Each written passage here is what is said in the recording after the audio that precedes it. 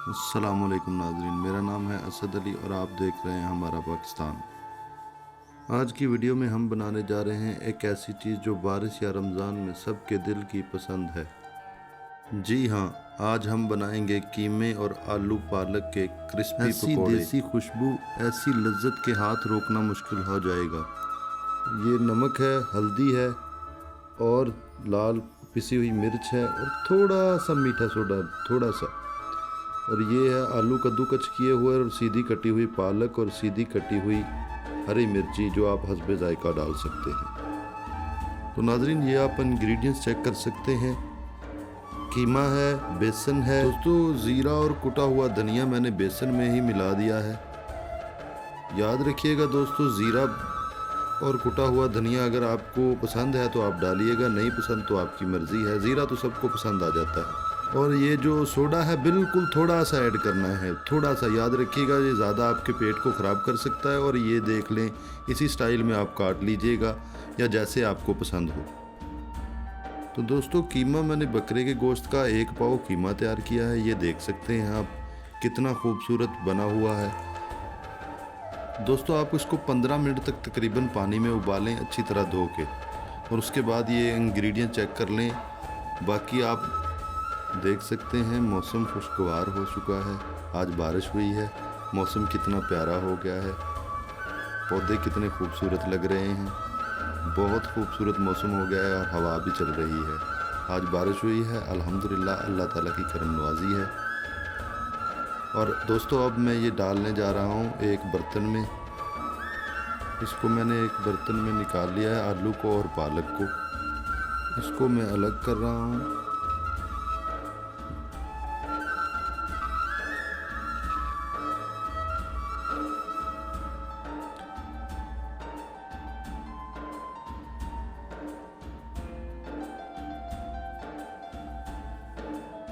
अलग करने के बाद अब हम इसमें लाल मिर्च ऐड करेंगे, जो आप हस्बे जायका ऐड कर सकते हैं। मैं थोड़ी तेज़ खाता हूँ, इसीलिए मैं थोड़ी तेज़ ऐड कर रहा हूँ। आप अपने हस्बे जायका जितनी आपको पसंद हो। और आधा चम्मच हल्दी ऐड कर रहा हूँ। और अब मैं इसमें थोड़ा सा बिल्कुल इतना सा, ताकि पकोड़े क्रिस्पी और खस्ता हों, इतना सा मीठा सोडा डालूँगा। और अभी मैं इसमें 1 चम्मच नमक का डाल रहा हूँ,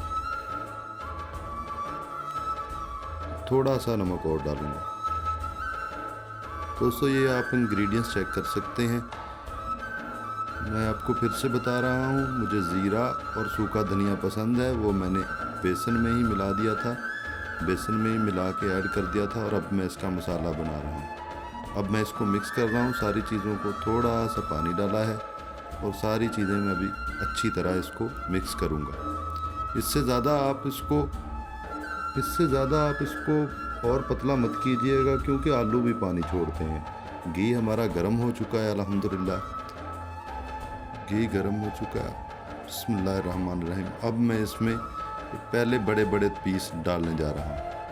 पहले मैं इसमें बड़े बड़े पीस डालूँगा, ताकि छोटे छोटे पीस डालने से जब घी ज़्यादा गर्म हो जाता है ना, तो वो जल्दी जल जाते हैं। इसीलिए मैं पहले बड़े बड़े पीस डालूँगा और थोड़ा बहुत उसको पकाने के बाद बाहर निकाल लूँगा। तो आप देख सकते हैं ये कैसे मैं इनको बना रहा हूँ।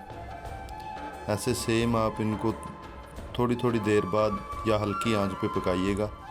कलर आप चेक कर सकते हैं, अल्हम्दुलिल्लाह कितना प्यारा कलर है, अल्हम्दुलिल्लाह अल्हम्दुलिल्लाह अल्हम्दुलिल्लाह।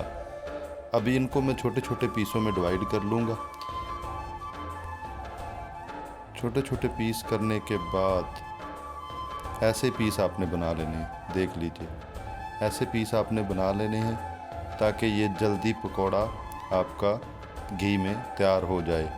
आप इसको इससे ज़्यादा छोटे करेंगे तो ये जल जाएंगे, बहुत जल्दी जल जाएंगे। पीस आपने दोस्तों इतने ही बड़े करने हैं।